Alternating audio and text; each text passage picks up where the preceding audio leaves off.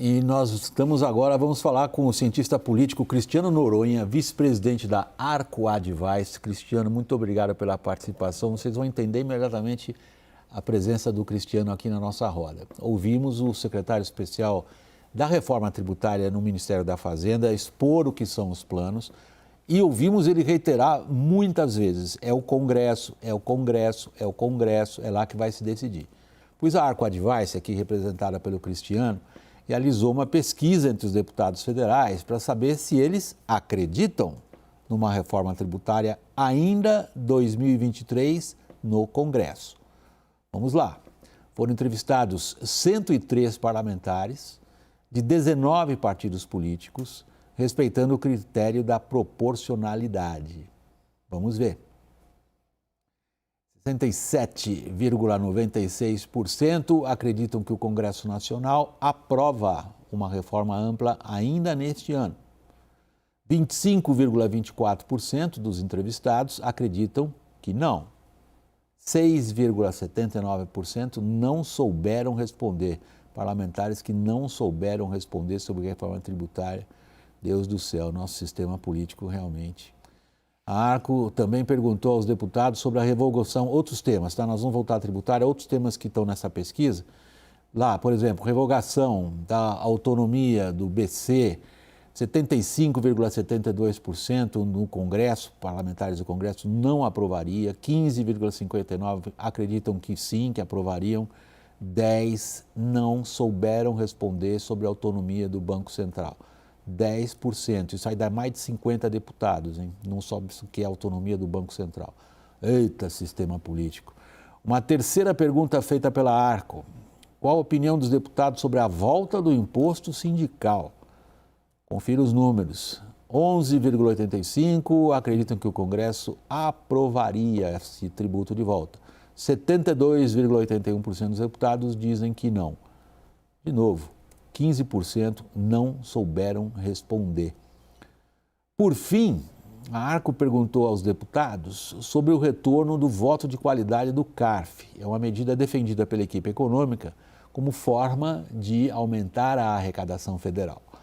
Nesse quesito, os deputados estão mais divididos. Confira. 37,85% acreditam que a medida será aprovada, ou seja, a volta do voto de qualidade, que beneficia a arrecadação do governo federal. 33% avaliam que não, 29% estão em dúvida ou simplesmente ignoram a questão. Cristiano, alguma surpresa? Fora a ignorância, né, assinalada por mim, não sei se você se associa a essa interpretação, um pouquinho de má vontade minha jornalística em relação aos senhores parlamentares, mas está no nosso direito. Tá certo. William, em primeiro lugar, boa noite a todos. William, a surpresa aí, de certa forma, não é bem uma surpresa, mas ela confirma uma avaliação que é feita, né, de que o governo teria dificuldade em aprovar no Congresso Nacional uma pauta estritamente de esquerda, né, especialmente quando você olha essa questão da autonomia do Banco Central e também o retorno do imposto sindical. A autonomia do Banco Central, vale dizer que essa questão dos juros, o poder da decisão do Banco Central em relação à taxa de juros, que está muito alto, está havendo uma crítica muito forte, não apenas da ala política, mas também da ala econômica do governo. E essa autonomia do Banco Central, inclusive, foi questionada. Então, essa pesquisa ela mostra que, de fato, esse perfil do Congresso, que todos falavam que era mais de centro-direita e que retrocessos em alguns marcos regulatórios importantes ou leis importantes, que elas não seriam revisitadas pelo Congresso Nacional. Então, essa pesquisa, de certa forma, confirma isso e também ela vai em linha, né, vai ao encontro do que tem dito o presidente da Câmara dos Deputados, Arthur Lira, de que não é bom olhar para o passado, quer dizer, a agenda do país tem que ser olhando para o futuro. E, nesse aspecto, o futuro está relacionado à reforma tributária. Então, a gente percebe aí um vento bastante favorável favorável à reforma tributária, o governo quer, o Congresso Nacional acredita, os governadores defendem, os prefeitos também querem participar das discussões, mas o grande problema aí, William, é quando você entra nos detalhes da reforma, né? Cada um acha que a reforma pode prejudicar o seu setor em detrimento de outros. Vamos ver, Daniel, essa pesquisa sinaliza o que para o Executivo? Sinaliza que tem um caminho bastante favorável para fazer ali uma pauta absolutamente prioritária, que é a reforma tributária, mas também sinaliza dificuldades ali numa votação do primeiro pacote fiscal do Ministério da Fazenda, que envolve as mudanças no CARF, principalmente a questão do voto de qualidade, que devolve o voto de Minerva a favor da União. A divisão é muito grande ali, e foi muito isso ali que me surpreendeu na pesquisa, essa divisão na questão do CARF, até porque o governo colocou ali um acordo com o setor privado que parecia facilitar ou encaminhar. Por mais que o Congresso tenha sido alijado dessa primeira discussão, desse primeiro acordo, me surpreendeu ali o nível de dúvida do Congresso. Caio? Bom, William... O que a pesquisa diz para o Lula? Não, nunca teve um momento tão favorável para aprovar a reforma tributária como agora. Isso, eu já venho dizendo isso aqui, né? Nos outros governos, nos outros primeiros anos de governo, a reforma tributária era a segunda reforma. Ela era o plano B. Quando era a reforma da Previdência, tributária e administrativa. Quando era reforma do marco de petróleo, a reforma tributária era alternativa. E as outras acabaram passando. Por ideologia, a reforma administrativa não vai, porque o governo não apoia, e sobrou essa. Acho que nós não estamos mais no momento de dizer ou de questionar se a reforma tributária vai passar ou não. Ela vai passar. O debate é qual reforma que vai passar. Eu tenho essa percepção. Será aprovada uma reforma tributária neste ano. Qual reforma? Se ela vai ser suficiente, se ela vai simplificar, se ela vai fazer justiça tributária, é esse que tem que ser o nosso debate, até como foi o nosso debate aqui pretérito com a PI. Raquel? William, o governo Lula parece muito consciente já dos números dessa pesquisa. Parece que ele já tem essa percepção muito refinada. Assim, não é à toa que ele bate no Roberto Campos Neto, mas não entra com um projeto para mudar a autonomia do Banco Central.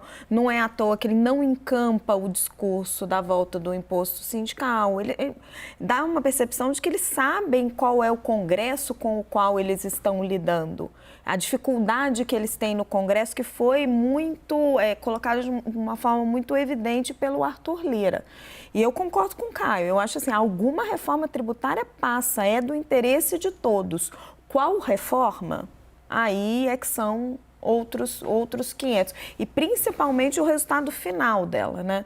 O API garante que a reforma sobre o consumo não aumenta a arrecadação. Eu acho que o modelo matemático dele deve estar redondinho e deve estar chegando nesse objetivo. Mas será que lá no final da conta do ano, quando entrar a tributação sobre renda, a desoneração da folha, a gente vai estar nesse jogo de soma zero também com o governo com essa demanda tão grande por gasto? Daniel? Só um pontinho ali complementar em relação ao que a gente está comentando. O secretário Bernardo Api esclarecia que, além da emenda constitucional que vai ser discutida, e segundo aqui estamos avaliando, provavelmente será aprovada, só não sabemos como, a gente vai ter necessidade de leis complementares posteriormente para definir alíquotas, definir uma série de tabelas ali que não entram na Constituição para não ficar uma amarra. Isso me lembrou um pouquinho a situação do primeiro governo Lula, quando houve a aprovação de uma primeira reforma da Previdência em 2003 e a regulamentação, uma parte dela pelo menos, que era a criação de um fundo para os servidores públicos do Executivo, o FUNPRESP, só saiu 9 anos mais tarde, em 2012. Então, fica sempre o risco de que leis complementares, embora requeram só uma maioria absoluta ali do Senado e da Câmara, enfrentem alguma dificuldade. A gente não espera isso. A parte mais difícil é a PEC, mas também fica essa pontinha, essa pulguinha atrás da orelha. Eu vou passar a palavra ao Cristiano, mas depois da Raquel. Não, só complementando sobre o CARF, William, eu já senti no Congresso Nacional essa resistência, desde que foi anunciado o acordo com a OAB, por não ter sido incluído na discussão. Então, assim, já existia uma resistência naquele momento e o Congresso Nacional, ele é muito mais sensível, obviamente, aos interesses das empresas privadas. E para as empresas privadas, está muito bom do jeito que está, tendo sempre o voto de desempate a favor delas. Então, essa realmente é uma briga bem difícil para o governo no Congresso Nacional, essa do voto de qualidade do CARF.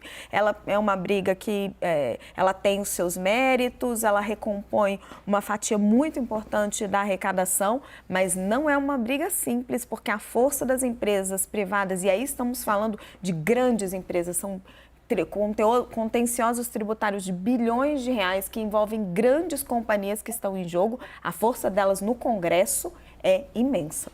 Cristiano, a Arco, quando se dedicou a esse trabalho que você veio aqui apresentar para nós, obrigado inclusive pela exclusividade concedida, está evidentemente querendo capturar o clima político no Congresso em função das principais plataformas e projetos do governo federal.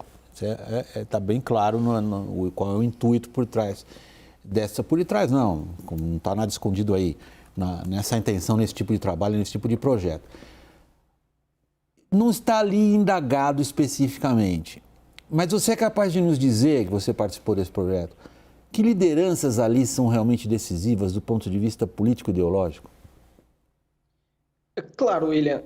Em primeiro lugar, a questão de alguns setores são muito fortes, né? Muito bem organizados no Congresso Nacional. Por exemplo, o setor do agro. Essa foi um ponto hoje na discussão da reforma do grupo de trabalho, que inclusive mencionou o agro e a indústria, né? Obviamente, esses dois setores. O agro, eu destaco ele aqui como especial, até porque pela força que ele tem na economia, pela importância que ele tem na economia do país, mas também e principalmente pela capacidade de articulação política dessa corrente. Então, o agro é um setor muito forte, muito bem articulado, inclusive assumiu hoje uma nova liderança do agro, né? Pedro Lupion assumiu a coordenação da frente. Então, para mim, essa vai ser um fator decisivo. Outro ponto também que é relevante, eu vejo os entes federativos nessa discussão, William, porque quando você vai na Câmara dos Deputados, justamente pelo fato da Câmara representar a população, esses estados mais populosos, como é o caso do Sul e do Sudeste, eles têm eles são mais numerosos na Câmara, né? Então, esses estados tendem, de certa forma, entre aspas, a se beneficiar um pouco pelo número que tem de votos na Câmara dos Deputados. Quando você olha no Senado, como o número por estado ele é igual, né? São 3 por estado, então Norte e Nordeste são 54 senadores. Então, eles têm eles fazem um contraponto importante aí. Então, essa discussão, por exemplo, dos estados mais pobres perderem o poder de conceder incentivos de ICMS, eles exigem um fundo de contrapartida. E é um fundo bastante volumoso, expressivo, 400 bilhões, alguns defendem esse valor, né, para que eles possam investir, por exemplo, em infraestrutura e aí reduzir essa desvantagem que eles têm em relação aos estados mais ricos. Então, esse critério, eu vejo como o setor do agro, a indústria também, e essas disputas regionais como as mais difíceis. Por isso que quando o governo divulga um calendário de aprovar essa reforma tributária até o meio do ano, eu acho isso muito otimista. Porque quando o Lula encaminhou a primeira reforma dele, tributária, lá em 2003, era uma reforma muito mais modesta e ela só foi concluída lá em dezembro no Senado e mesmo assim tiveram que fazer uma espécie de somebody love lá, né? Fizeram PEC paralela, volta uma parte, fica outra lá e tal. Então não foi uma reforma exatamente assim tão completa, né? Cristiano, eu vou aproveitar essa tua provocação para encerrar nossa roda. Nós começamos esse programa, dedicamos ele inteiro à questão da reforma tributária e a sua provocação é excelente. Você fez uma previsão, você acha otimista a aprovação até a metade do ano, conforme pretendem os principais atores políticos. Quero ver nossos analistas. Daniel. Acho que assim é muito arriscado porque você tem ali vários pontos de interrogação. Tem os deputados, além de senadores, obviamente, mas do Amazonas, essa é uma resistência. Você tem os municipalistas, prefeitos, essa pode ser outro foco de resistência.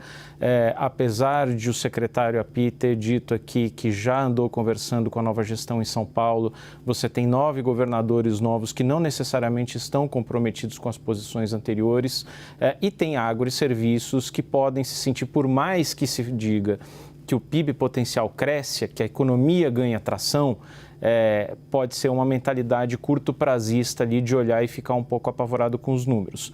Torçamos que não, torçamos que haja consenso suficiente para uma boa reforma. Não, a nossa torcida é que dê certo. Nós estamos querendo saber se isso acontece.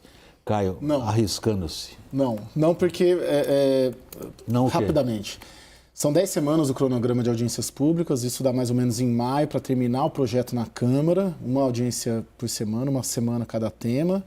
E não dá tempo, né? Eu aposto numa aprovação na Câmara dos Deputados no primeiro semestre, sim.